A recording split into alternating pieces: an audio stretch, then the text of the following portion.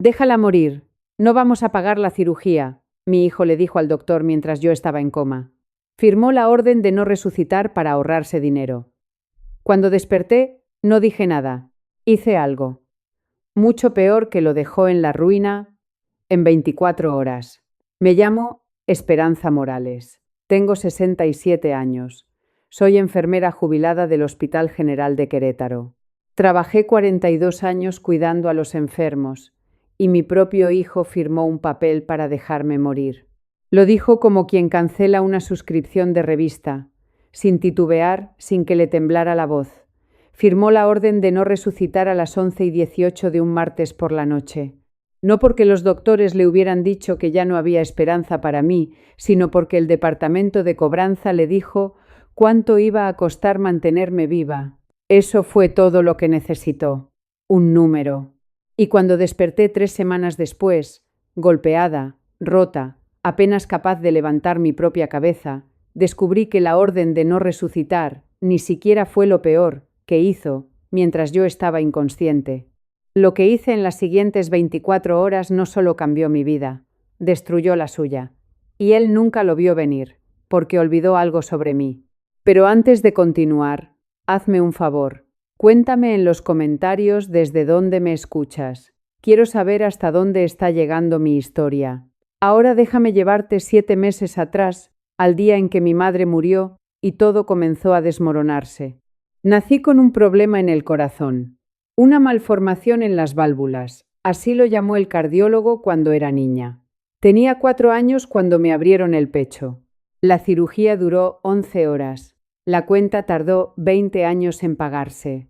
Mi padre murió cuando yo tenía 12 años, un infarto fulminante mientras trabajaba en el campo. Mi madre, Guadalupe, quedó viuda con 3 hijos y una deuda médica que parecía infinita. Ella nunca se quejó. Trabajó vendiendo tamales en el mercado de San Juan del Río, cosió vestidos de quinceañera hasta la madrugada, hizo de todo para que sus hijos pudieran estudiar. Yo fui la única que terminó una carrera. Enfermería. Mis hermanos, que en paz descansen, tomaron otros caminos. Ramón murió en un accidente de trabajo a los 35. Lucía se fue a Estados Unidos y perdimos contacto hace décadas. Me casé a los 23 con Aurelio Vega, un buen hombre que trabajaba en una fábrica de autopartes. Tuvimos 2 hijos, Ricardo el mayor y Fernanda mi niña. Aurelio murió hace 15 años. Cáncer de pulmón. Nunca fumó un solo cigarro en su vida, pero trabajó 30 años respirando químicos en esa fábrica. Después de su muerte, me dediqué a mis hijos y a mi trabajo. Pensé que había criado a 2 personas decentes. Me equivoqué con uno de ellos. Ricardo siempre fue diferente. Desde niño calculaba todo. Cuánto costaba cada regalo de Navidad, cuánto gastábamos en las vacaciones, cuánto valía la casa. Yo pensaba que era inteligente, que tenía cabeza para los negocios. No, tenía cabeza para la avaricia. Fernanda es todo lo contrario. Maestra de primaria en una escuela rural cerca de Tequisquiapan. Gana poco, vive modestamente, pero tiene el corazón más grande que he conocido. Ella heredó la bondad de su padre. Ricardo heredó algo más oscuro. ¿Sabes cuánto nos costaste de niña, mamá? Me lo dijo por primera vez cuando tenía 30 años. Estábamos cenando en su casa, una casa que él presumía, aunque sabía que estaba llena de deudas. Toda esa cirugía del corazón. Papá trabajó como burro para pagarla. No respondí. Pensé que era un comentario sin importancia. No lo era. Era el principio de algo que tardaría años en entender. Mi madre, Guadalupe, vivió sola en una pequeña casa de adobe en San Juan del Río durante 51 años. 2 recámaras, un baño, un patio con un naranjo que plantó el día que nació mi hermano Ramón. Vivió ahí toda su vida, crió a sus hijos ahí, enterró a mi padre desde ahí, mantuvo el jardín vivo a través de cada sequía. Cuando me jubilé a los 62, empecé a visitarla todos los sábados. Manejaba 40 minutos desde Querétaro, le llevaba despensa, le checaba la presión, me sentaba en el patio bajo el naranjo y la escuchaba hablar de todo y de nada. Ella nunca me dijo «me debes algo». Me decía cosas como «cuéntame de tu semana, mijita» o «¿ya comiste hoy?». Y una vez, cerca del final, con las manos temblorosas y la voz apenas un susurro, me dijo algo que no entendí. Ya dejé todo arreglado para ti, Esperanza. Cuando llegue el momento, un hombre llamado Mendoza te va a buscar. Sonreí y le apreté la mano. Pensé que estaba confundida. A veces se ponía así, o eso creía. Tenía 89 años. Asumí que era la medicación hablando. Ricardo odiaba que yo la visitara. Estás gastando gasolina en balde, me decía. Ya ni se acuerda de tu nombre. Era mentira. Mi madre estuvo lúcida hasta su último aliento. Se acordaba de todo, incluyendo cosas que Ricardo hubiera preferido que olvidara. Murió un jueves de marzo, en silencio, mientras dormía, en esa casa de adobe en San Juan del Río. Ricardo organizó el funeral, pequeño, rápido. No me dejó leer un discurso. Que sea corto, me dijo en la puerta de la funeraria. No vamos a hacer un espectáculo. Me quedé parada en la última fila y me despedí en silencio. Mi madre había dicho que Mendoza me buscaría. Yo no sabía quién era Mendoza. Todavía no. Tomaría un coma, una orden de muerte firmada, y 4 días en una cama de hospital para que ese nombre significara algo. 3 meses después del funeral de mi madre, iba manejando de regreso a mi casa después de visitar a una amiga en San Miguel de Allende. Eran las 4:17 de la tarde. La carretera 57, tráfico ligero. Recuerdo la hora en el tablero porque estaba calculando a qué hora llegaría a casa para ver mi telenovela de las 7. Nunca llegué a hacer ese cálculo de nuevo. La camioneta de carga se pasó el alto a 80 kilómetros por hora. Me golpeó del lado del conductor tan fuerte que el chasis se dobló hacia adentro como papel. No recuerdo el sonido. No recuerdo los vidrios. Me dijeron que estuve consciente unos 90 segundos después del impacto, suficiente para que el paramédico me escuchara decir mi nombre. Después, nada. Traumatismo craneal severo, 4 costillas rotas, hemorragia interna. El equipo de emergencias del Hospital General de Querétaro, el mismo lugar donde trabajé durante 4 décadas, me abrió en menos de 1 hora. Pero el sangrado no paraba. Necesitaban una segunda cirugía, un especialista, más tiempo en el quirófano. Y alguien tenía que autorizarla. No tenía esposo. Mi contacto de emergencia en el archivo del hospital era el mismo nombre que había estado ahí durante años, porque Ricardo había insistido en ello. Ricardo Vega Morales. Familiar directo. Lo llamaron a las 10:30 de esa noche. Llegó a las 10:47. Sé la hora exacta porque la recepción lo registró. No fue primero a mi cuarto. No le preguntó a la enfermera cómo estaba. No preguntó si tenía dolor o si estaba asustada o si había despertado aunque fuera una vez. Fue directo al departamento de cobranza y preguntó una sola cosa. ¿Cuánto va a costar esto? Lo que pasó después lo supe por una mujer llamada Patricia Hernández. Todos en el Hospital General le decían Pati. Era la jefa de enfermeras, 31 años en el piso, una voz como de lija y una memoria que no olvidaba nada. Pati estaba en la estación de enfermeras cuando mi hijo salió de cobranza y encontró al doctor Ramírez, el cirujano a cargo de mi caso. Ella escuchó cada palabra. La segunda cirugía, dijo mi hijo. ¿Cuál es el estimado? El doctor Ramírez le dijo. Entre 180 y 240.000 pesos, dependiendo de las complicaciones. El seguro cubriría parte, pero habría un gasto de bolsillo significativo. Mi hijo no parpadeó. Ella no tiene un representante médico legal, dijo. Yo soy su hijo. Yo tomo las decisiones aquí. El doctor Ramírez asintió con cuidado. Ese es el protocolo cuando no hay representante designado. El familiar más cercano decide. Y entonces mi hijo lo dijo. Déjala morir. No vamos a pagar la cirugía. Pati me contó después que el doctor Ramírez no respondió de inmediato. Se quedó mirando a mi hijo por un largo rato. Mi hijo no apartó la mirada. Ha sido una carga financiera toda su vida, dijo mi hijo. No resucitar. Firmó la orden. Su mano estaba firme, sin titubear. Dejó la pluma. Preguntó si había algo más que necesitara firmar y caminó hacia el elevador. No visitó mi cuarto. No miró a través del vidrio. No se despidió. Pati se quedó parada detrás del mostrador, agarrando el borde con ambas manos. Me dijo que tenía los nudillos blancos. Me dijo que quiso gritar. No gritó. Hizo algo mejor. Se sentó y abrió mi expediente de empleada.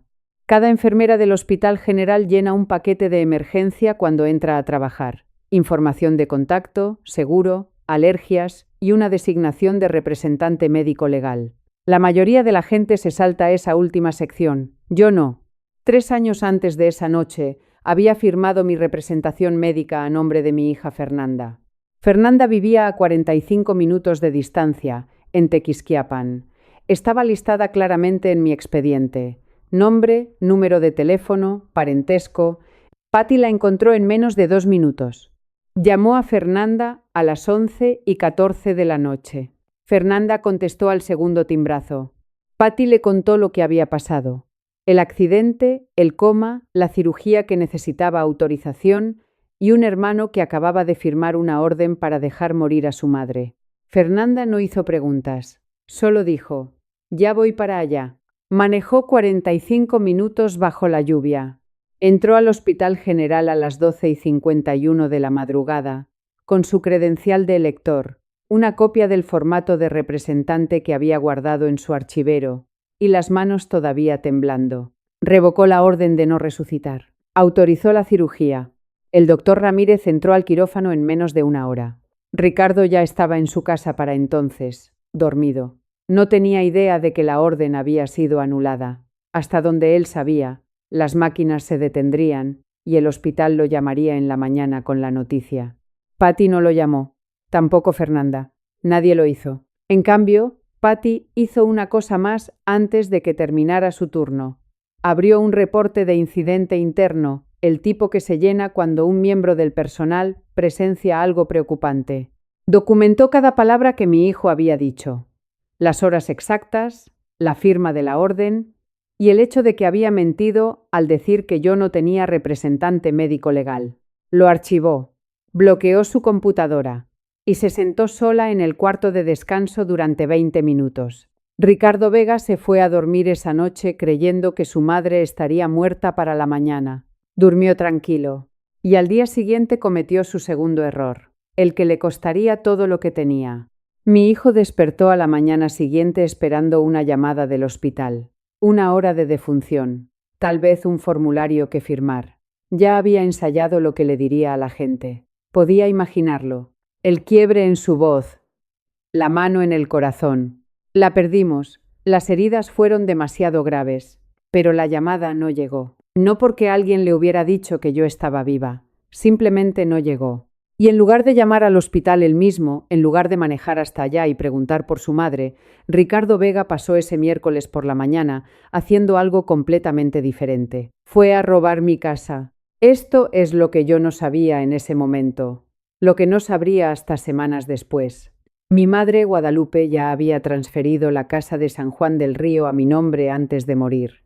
La escritura fue manejada por su abogado personal. Todo estaba limpio, legal, registrado en el registro público de la propiedad, y mi hijo no tenía idea de que existía. Lo que sí sabía era que mi madre se había ido, la casa estaba vacía, y alguien iba a reclamarla. Así que se aseguró de que ese alguien fuera él. Tenía un documento de poder notarial. Mi firma estaba en él. Excepto que yo nunca lo firmé. Había calcado mi letra de viejos documentos médicos, los que me había hecho firmar cuando estaba recién operada del corazón y no sabía lo que estaba haciendo. Llevó el poder falsificado a un notario que conocía, un hombre llamado Arturo, que le debía un favor y no hacía preguntas. Arturo lo selló. Ricardo registró la transferencia de escritura en el registro público esa misma tarde.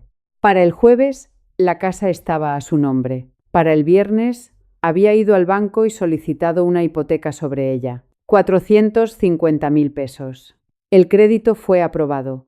El desembolso quedaba programado para la semana siguiente. El dinero no iba a ser para mis cuentas médicas. No iba a ir a una cuenta de ahorro. Iba a pagar deudas de juego. Deudas que nadie en nuestra familia, en nuestra iglesia, en nuestra colonia, sabía que existían. Él no sabía que la casa ya estaba a mi nombre.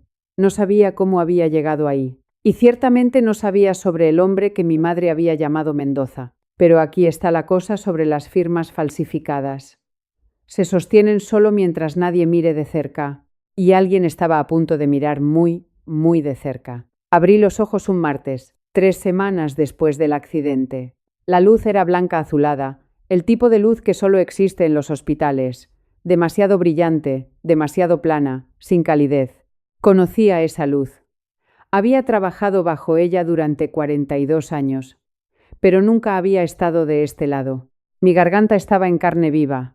El tubo de respiración había sido removido, pero todavía podía sentir dónde había estado, como un moretón dentro de mi pecho. Mis costillas dolían cuando inhalaba. Mi brazo izquierdo estaba enyesado. Todo se sentía pesado.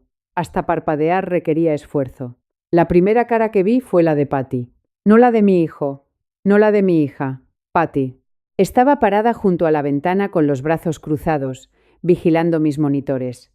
Cuando vio mis ojos abiertos, no jadeó ni corrió hacia mí. Jaló una silla junto a mi cama y se sentó. Tomó mi mano. Su agarre era firme y cálido. «Está a salvo», dijo. «Necesito contarle algunas cosas. No ahora. Cuando esté lista». Traté de hablar. Mi voz salió quebrada. Apenas un susurro. «¿Cuánto tiempo?» 3 semanas. La cirugía salió bien. Va a estar bien. Cerré los ojos de nuevo. No porque estuviera cansada, porque estaba tratando de recordar cómo había terminado aquí. La camioneta, el alto, el sonido del metal. La puerta se abrió. Mi hijo entró a las 2:17 de esa tarde.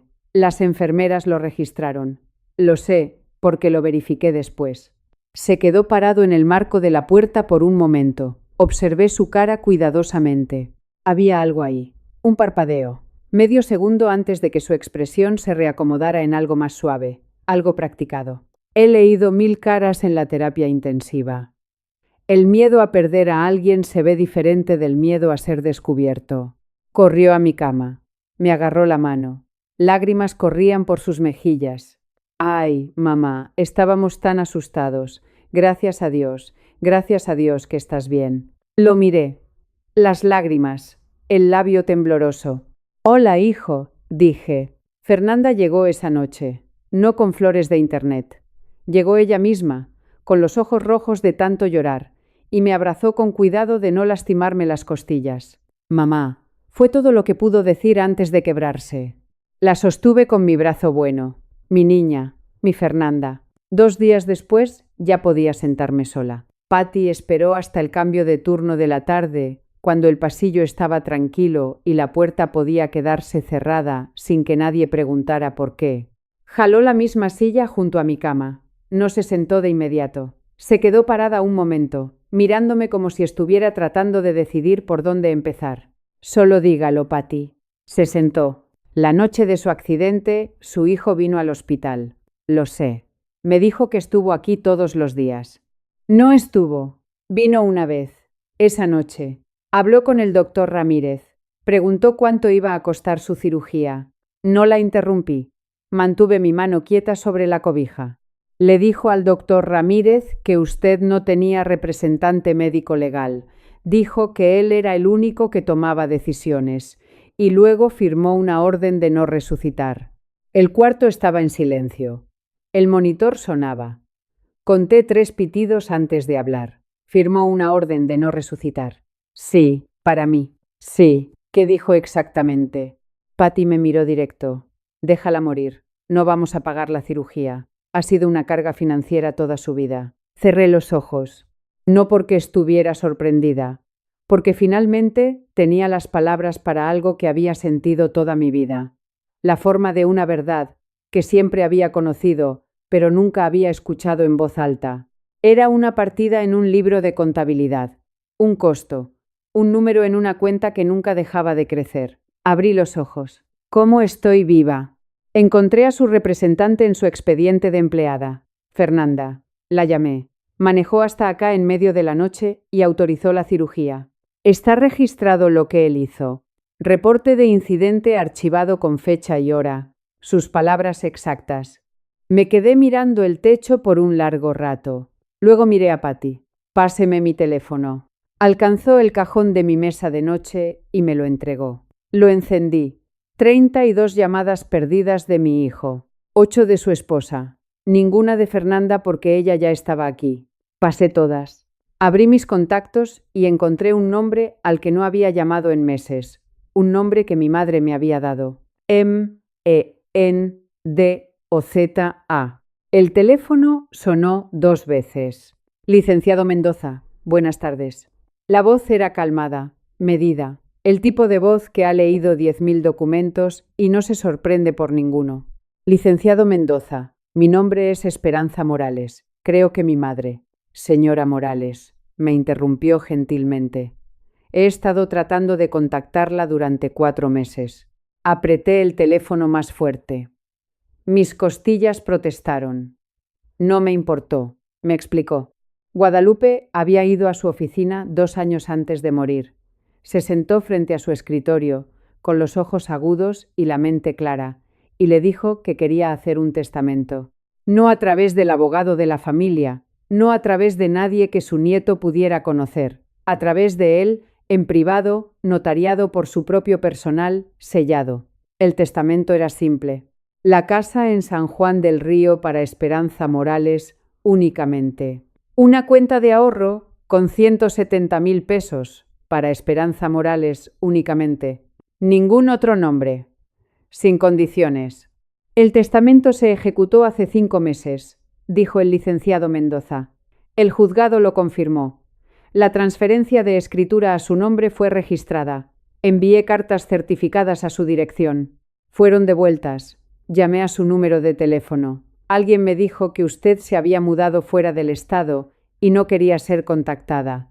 ¿Mi hijo? Esa fue la voz de mi hijo en la línea, diciéndole a Mendoza que yo me había ido. Estoy en el hospital, licenciado Mendoza. Tuve un accidente de auto. Estuve en coma 3 semanas. Una pausa. Lo siento mucho, señora Morales. La casa, dije. ¿Todavía está a mi nombre? Una pausa más larga. Déjeme revisar los registros actuales de la escritura. Le llamo en menos de 1 hora. Colgué y puse el teléfono sobre mi pecho. Patty todavía estaba en el cuarto, parada junto a la puerta. Su madre me dijo que usted llamaría, había dicho Mendoza antes de colgar. Me dijo, Esperanza siempre cumple, solo denle tiempo. Pasó 1 hora, luego 2. El teléfono no sonaba. A las 3 horas empecé a sudar frío, y si la casa ya estaba vendida, y si mi madre había confiado en el abogado equivocado. El teléfono sonó a las 6:47 de la tarde. Señora Morales. La voz de Mendoza era diferente. Ya no era calmada. Había un filo debajo. Perdone la tardanza. Necesité verificar los registros en 2 oficinas. Lo que encontré. Necesitaba estar seguro. ¿Qué encontró? La escritura de la propiedad de su madre fue transferida fuera de su nombre hace 3 semanas. Me quedé mirando el goteo del suero en mi brazo. Conté las gotas. 1, 2, 3. ¿Transferida a quién? A Ricardo Vega Morales, su hijo, usando un poder notarial. Yo nunca firmé un poder notarial, licenciado Mendoza. Lo sé, porque yo tengo la transferencia original de escritura del testamento, su nombre, notariado por mi oficina. Ningún poder fue autorizado por usted ni registrado a través de mi firma. Entonces es falsificado. Esa es mi evaluación, sí. ¿Y hay algo más? Hice una búsqueda de gravámenes sobre la propiedad. Una hipoteca fue registrada hace 6 días. 450.000 pesos. El número se quedó en el cuarto como una tercera persona. Podía escuchar a Mendoza respirando del otro lado, esperando. Hipotecó la casa, dije. Sí. Alcancé la pluma en mi mesa de noche. Mi mano no temblaba. No sé por qué. Tal vez porque nada de esto era sorprendente. Tal vez porque había pasado 67 años aprendiendo exactamente quién era mi hijo. Y esta era simplemente la lección final. Anoté cada número que Mendoza me dio. El monto de la hipoteca, la fecha de registro, el banco acreedor, el número de sello del notario. Señora Morales, ¿quiere presentar cargos? Todavía no. Quiero ver qué tan profundo llega esto primero. Hay una cosa más, dijo Mendoza. Su madre le dejó una carta, sellada. Me pidió que se la entregara en persona, solo a usted. Dejé la pluma. ¿Cuándo puede venir al hospital? Mañana a las 9. Aquí estaré. Colgué. Anoté el último número.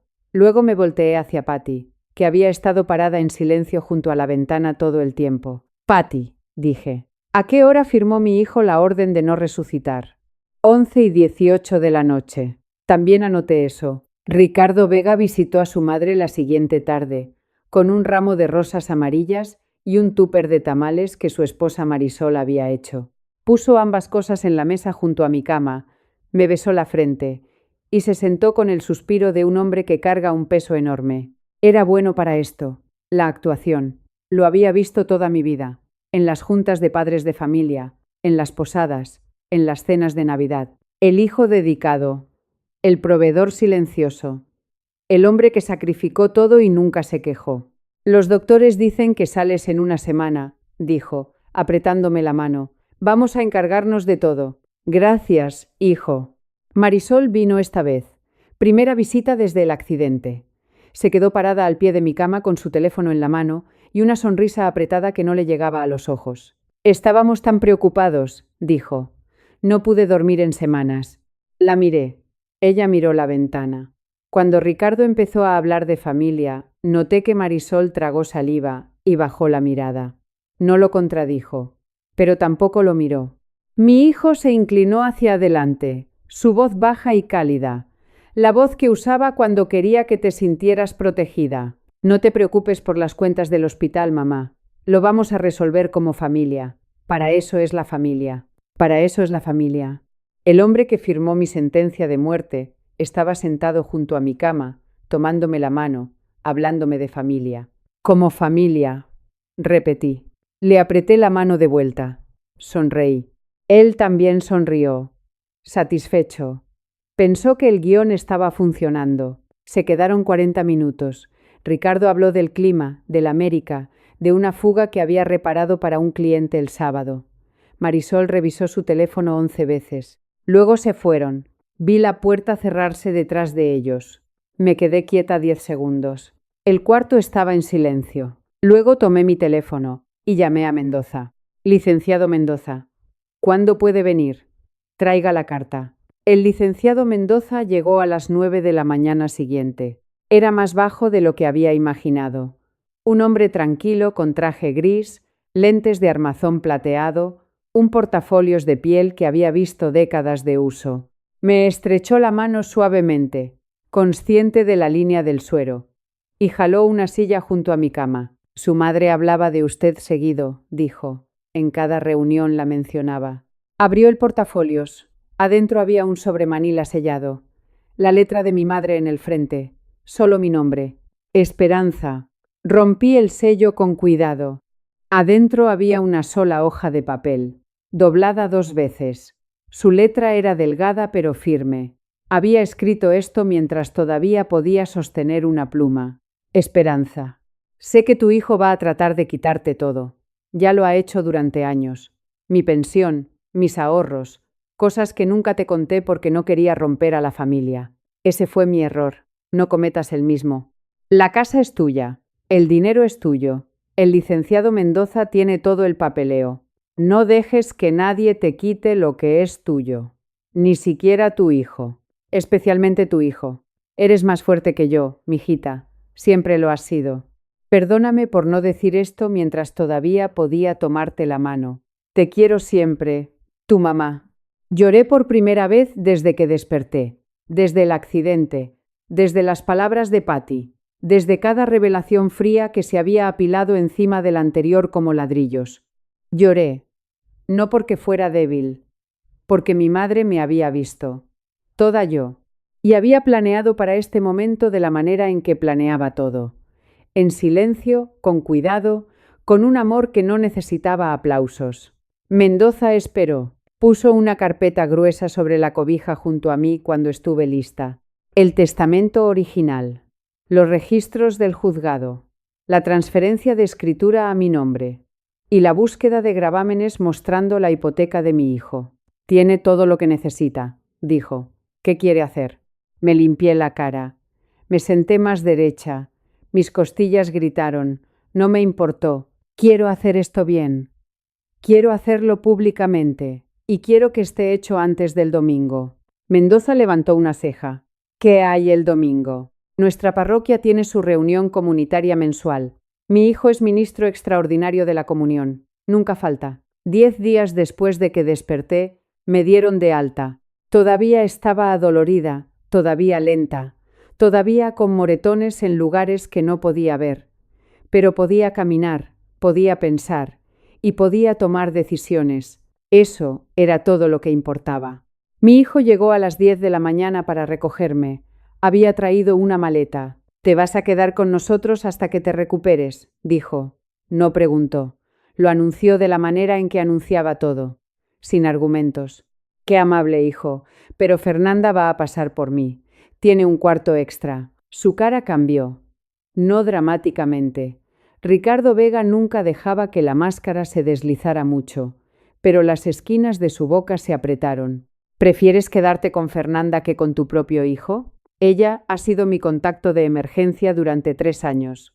Algo se movió detrás de sus ojos. Un cálculo, pero no conectó. No lo relacionó con el representante médico. Todavía no. «Está bien», dijo. Tomó la maleta que había traído y salió sin despedirse. Esa noche, Marisol me mandó mensaje. «Tu hijo está muy sentido. Estás siendo malagradecida, después de todo lo que ha hecho por ti». Lo leí. Dejé mi teléfono. No respondí. En el departamento de Fernanda, me senté en su mesa de cocina y llamé a Mendoza. Repasamos el calendario. Confirmó los trámites. Demanda judicial para anular la escritura fraudulenta. Denuncia penal por falsificación. Notificación al banco sobre el título en disputa. Todo listo. Todo en orden. Domingo, dije. Domingo. Estuvo de acuerdo. Esa noche, mi hijo llamó. Casi no contesté, pero necesitaba escucharlo. «Por cierto», dijo, su tono casual, casi ensayado. «La casa de la abuela Guadalupe.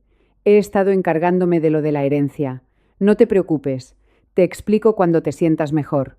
Me estaba probando, checando el perímetro, viendo si yo sabía. «Está bien, hijo», dije. «Gracias por encargarte». Colgué.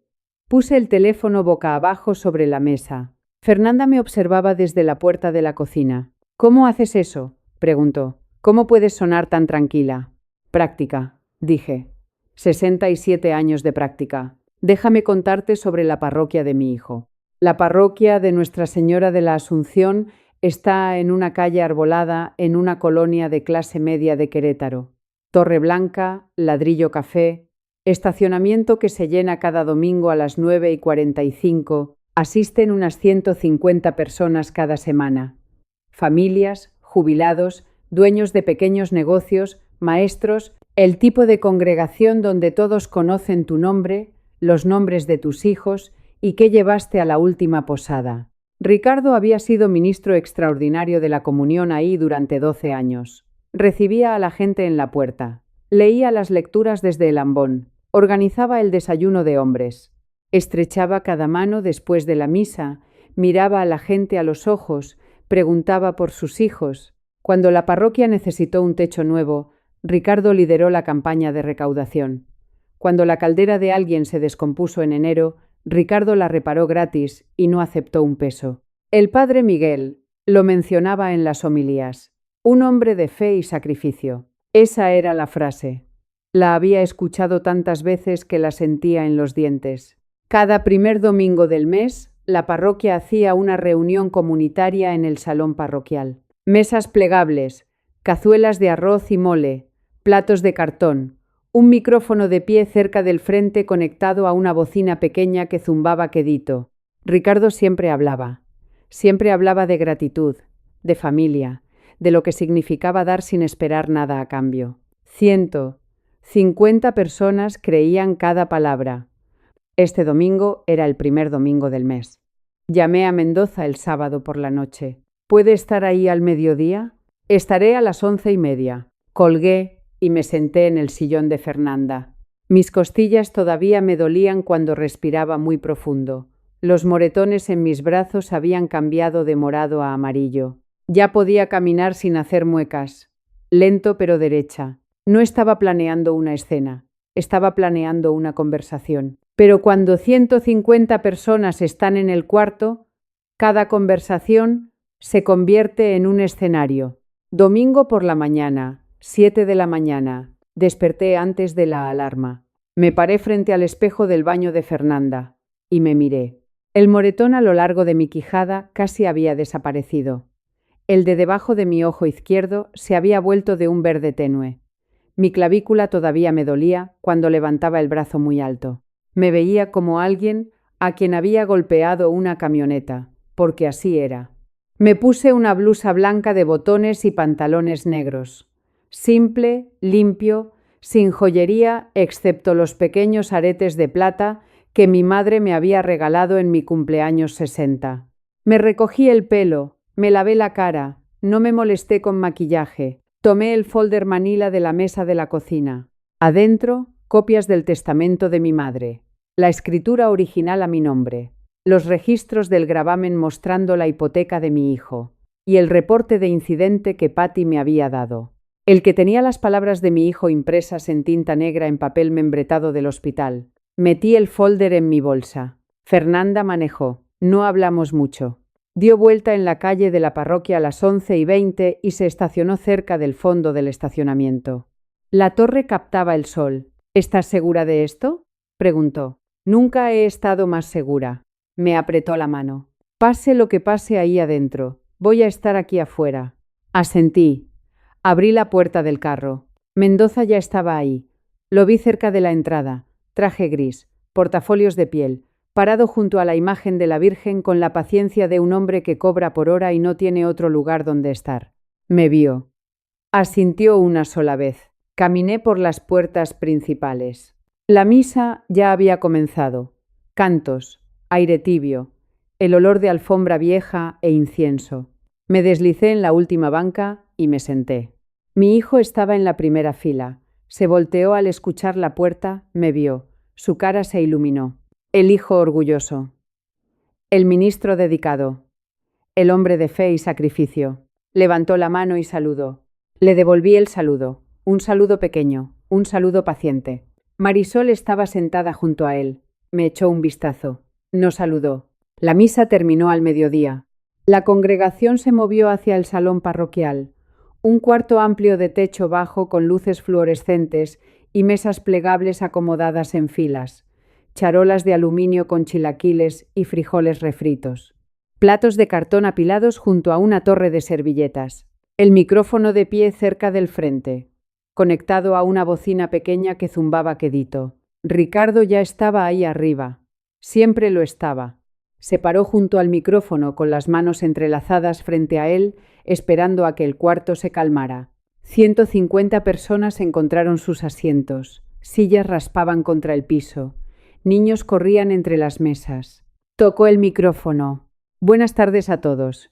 Quiero empezar con algo personal hoy. El cuarto se cayó. Como muchos de ustedes saben, mi madre, Esperanza, tuvo un accidente de carro muy grave el mes pasado. Estuvo en coma 3 semanas. Los doctores no estaban seguros de que lo lograría. Hizo una pausa. Era bueno para las pausas. Pero Dios es fiel. Y hoy mi madre está aquí con nosotros. Se volteó y señaló hacia mí. Yo estaba parada cerca de la pared del fondo. Todas las cabezas del cuarto se voltearon. Aplausos. Aplausos cálidos, genuinos. Una mujer en la segunda fila se llevó la mano al corazón. Un hombre mayor asintió. Como padre de familia, continuó Ricardo, su voz quebrándose en exactamente el momento correcto. No hay nada más aterrador que casi perder a tu madre. Recé todas las noches. Nunca me separé de su lado. El ega elubado de una. Sentí las palabras caer en mi pecho. No como una herida, como una llave girando en una cerradura. Nunca me separé de su lado. Le dijo eso a 150 personas que no tenían razón para dudar de él. La familia lo es todo, dijo. Eso es lo que siempre le he enseñado a mis hijos. Me miró. Sonrió. Abrió los brazos ligeramente. El gesto universal de un hijo esperando un abrazo. Le devolví la sonrisa. Caminé hacia él. El cuarto miraba con ojos suaves, expectantes. Hijo, dije lo suficientemente fuerte para que las primeras 3 filas escucharan. ¿Puedo decir unas palabras? No dudó. No podía.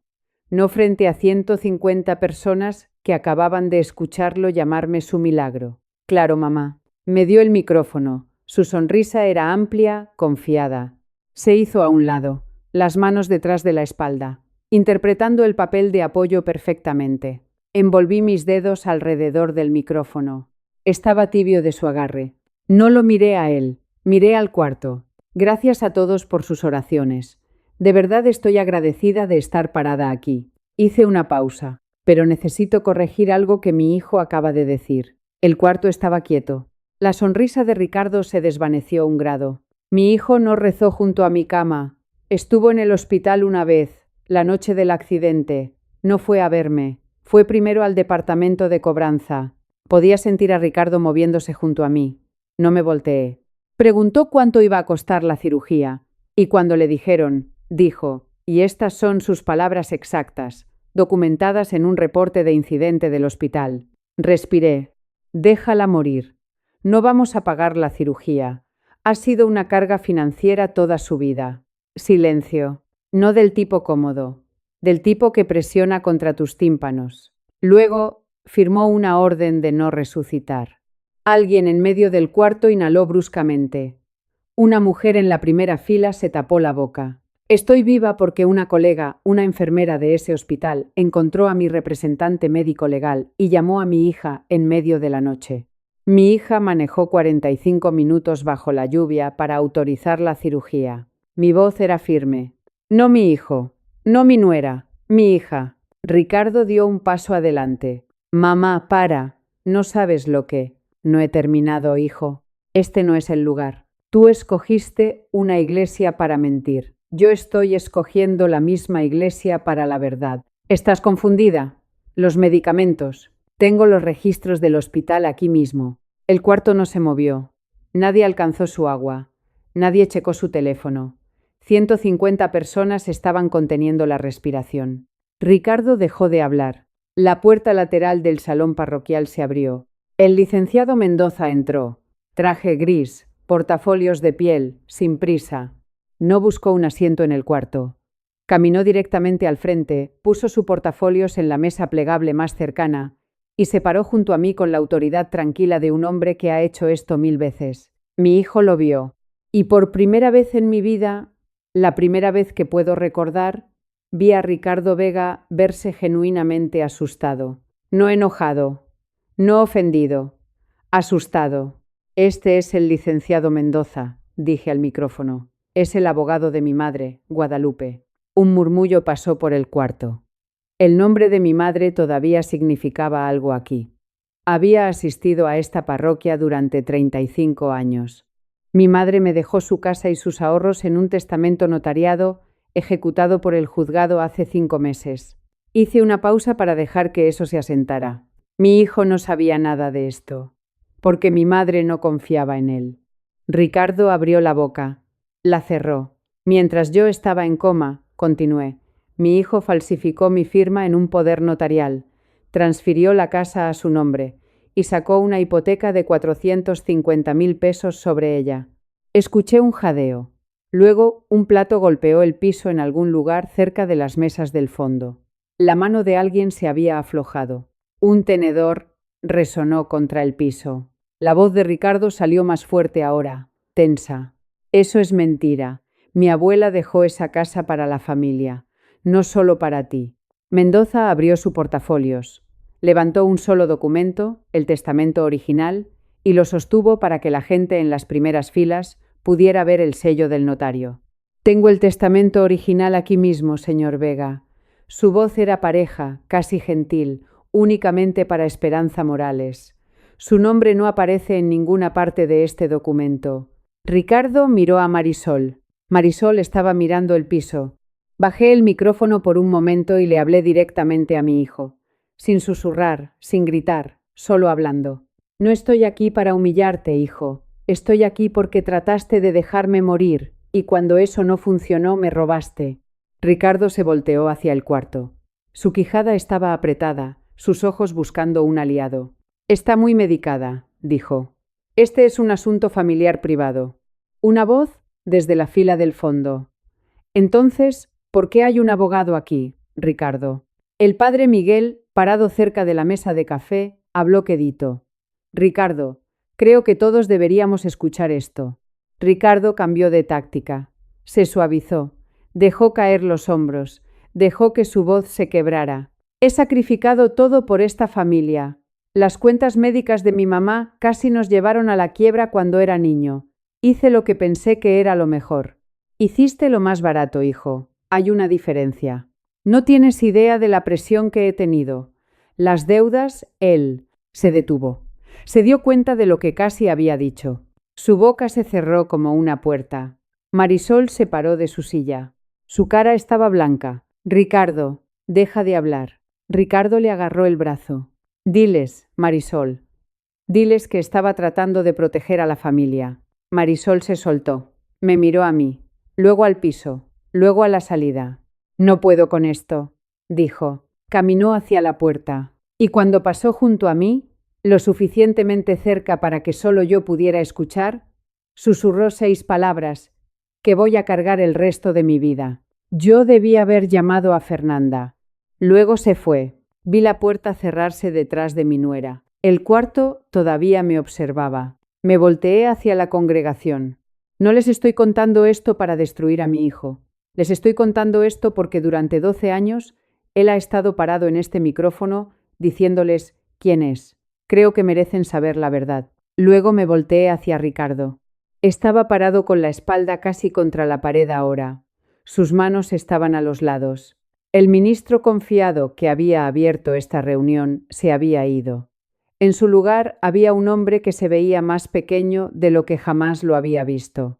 Hijo, esto es lo que va a pasar. Mi voz era firme. No necesitaba el micrófono para esta parte. El cuarto estaba lo suficientemente silencioso para escuchar una página pasar. El licenciado Mendoza presentó una demanda ante el juzgado ayer para anular la transferencia de escritura, porque está basada en un poder notarial falsificado que yo nunca firmé. La quijada de Ricardo se apretó. El banco que emitió la hipoteca ha sido notificado de que el título está en disputa. El préstamo está congelado. Su mano izquierda empezó a temblar. Presenté una denuncia el viernes. Falsificación y fraude. El notario que selló tu documento también está nombrado en ella. Dio medio paso hacia atrás. Vas a tener que devolver los 450.000 pesos completos, o vas a enfrentar cargos criminales. La voz de Ricardo salió ronca, casi un susurro. ¿Mandarías a tu propio hijo a la cárcel? Lo miré directo, sin parpadear. Tú firmaste un papel para dejar morir a tu propia madre. El salón parroquial contuvo la respiración. Un niño, en algún lugar cerca del fondo, le preguntó algo a su mamá y fue callado rápidamente. No te estoy mandando a ningún lado, hijo. Te estoy dando una oportunidad de hacer las cosas bien. Hice una pausa. Eso es más de lo que me diste a mí. Mendoza cerró su portafolios con un clic suave. Los trámites ya están en el juzgado, señor Vega. Esto no es una negociación. Ricardo miró alrededor del cuarto una última vez. Lo vi hacerlo. La rotación lenta, cara por cara. Estas eran personas que había conocido durante años. Don Beto, a quien le había arreglado la tubería cada invierno. Doña Carmen, que le llevaba café después de cada misa. El señor Pérez, el otro ministro, que había estado junto a él en cada colecta durante una década. Todos le devolvieron la mirada. Ninguno apartó la vista, y ninguno se movió hacia él. Ricardo se sentó, no en una silla, en la mesa plegable más cercana. Se puso la cara entre las manos. El señor Pérez caminó hacia él. Le puso una mano en el hombro. Firme, no tierna. Ricardo, creo que deberías irte. Ricardo se paró. Caminó hacia la puerta. Sus zapatos no hicieron ruido en el piso. En el umbral se volteó y me miró. Sus ojos estaban rojos. Su boca estaba abierta, como si quisiera decir algo. Alguna línea final que caería de la manera en que sus discursos siempre caían. Nada salió. Se fue. Dejé el micrófono en la mesa más cercana. Mis manos estaban firmes. Mis costillas dolían. No me importó. Perdón por interrumpir su domingo, le dije al cuarto. Mi madre Guadalupe amaba esta parroquia. Ella hubiera querido que la verdad se dijera aquí. 2 mujeres se acercaron y me abrazaron. Un hombre que no conocía me estrechó la mano sin decir una palabra. Patty, que había llegado en silencio antes de la misa, y había estado parada cerca de la mesa de café todo el tiempo, me encontró la mirada desde el otro lado del cuarto y asintió una sola vez, firme. Luego alguien me tocó el brazo, una mano pequeña y curtida. Me volteé. Una mujer mayor. Cabello blanco, suéter tejido, lentes en una cadena alrededor del cuello. Soy Consuelo Ramírez, dijo. Tu mamá y yo nos sentábamos juntas cada domingo durante 25 años. Asentí. No confiaba en mi voz. Me hablaba de ti cada semana. Estaba tan orgullosa de ti, Esperanza. Nunca dejaba de hablar de ti. Había pasado toda mi vida pensando que era invisible en este lugar, que nadie en el mundo de mi hijo me había visto nunca. Mi madre se aseguró de que eso no fuera cierto. En menos de 24 horas, todo lo que Ricardo Vega había construido se derrumbó. El banco congeló la hipoteca el lunes por la mañana. Un abogado del departamento de fraude del banco llamó a Mendoza antes del mediodía. El título estaba marcado como en disputa. El desembolso fue cancelado. Ricardo nunca recibió el dinero. Los 450.000 pesos que esperaba se esfumaron. Y la deuda con los prestamistas seguía ahí, creciendo. El juzgado aceptó la demanda de Mendoza para anular la transferencia de escritura. Ricardo fue notificado en su casa esa tarde. Un notificador tocó a su puerta a las 3:15. Su vecino vio todo. La policía ministerial abrió una investigación. El notario, Arturo, fue nombrado en el reporte. Para el martes, Arturo ya estaba cooperando con los investigadores. Ricardo estaba solo. La noticia viajó por la parroquia más rápido de lo que cualquier homilía lo había hecho. A Ricardo le pidieron que dejara de ser ministro por voto unánime del Consejo Parroquial el martes por la noche. El señor Pérez le llamó personalmente. Ricardo no discutió. No se presentó a la reunión. Sus clientes de plomería empezaron a cancelar. 3 el lunes, 5 más para el miércoles. La mayoría eran miembros de la parroquia. Uno de ellos, don Beto, le mandó un mensaje de una sola oración. No vuelvas a mi casa. Ricardo me llamó a las 10 de esa noche. Contesté. Me destruiste, dijo. Su voz era plana, vacía. No, hijo, tú te destruiste solo. Yo solo dejé de taparte. Colgó. Le llamó a Fernanda después. No contestó. Una cosa más salió a la superficie esa semana. Mendoza la encontró durante una revisión rutinaria de mis registros. 3 años antes, Ricardo había cambiado el beneficiario de mi seguro de vida, de Fernanda a él mismo. Mi firma estaba en el formulario. Yo nunca lo firmé. Tenía un plan para cada versión de mi muerte, y ninguno de ellos incluía salvarme. El perdón no es algo que le deba a nadie, pero la puerta no está con llave, solo está cerrada. Si alguien quiere entrar, tendrá que tocar. Un mes después, la escritura de la casa de mi madre estaba de vuelta a mi nombre. El juzgado anuló la transferencia. Mendoza me llamó con el fallo. Le di las gracias. Él dijo, agradézcaselo a su madre. Le hubiera encantado verla en ese salón parroquial. Ricardo enfrentó cargos criminales. Su abogado le aconsejó un acuerdo, libertad condicional, restitución completa, sin prisión si cooperaba. Ricardo aceptó. No tenía opción. La evidencia era abrumadora. Vendió su casa para cubrir parte de lo que debía. No fue suficiente. Se mudó con un primo en León. Marisol pidió el divorcio 2 semanas después. Se llevó a mis nietos a Guadalajara. Sofía tiene 8 años. Pablito tiene 5. La última vez que los vi, Sofía me había hecho un dibujo con las palabras «Te quiero, abue». Pablito me había dado un beso pegajoso de dulce de tamarindo. Ahora no puedo verlos. Marisol no contesta mis llamadas. A veces, en las noches, saco ese dibujo del cajón y lo miro hasta que se me nubla la vista. Hice lo correcto. Poner límites no es venganza, pero nadie te dice que la justicia también tiene un precio. Y a veces ese precio tiene 8 años y 5 años. Eso es lo que más me duele. Volví a la parroquia. Diferente horario, misma fe.